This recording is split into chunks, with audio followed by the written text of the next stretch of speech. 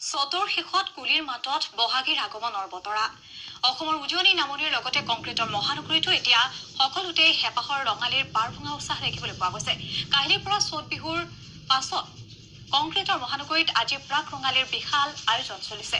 সাংবাদিক ভাস্কৰ জ্যোতি শৰ্মাই দেখুৱাব লখৰাৰ জ্যোতিকুছিৰ প্ৰাক ৰঙালীৰ পৰিৱেশ।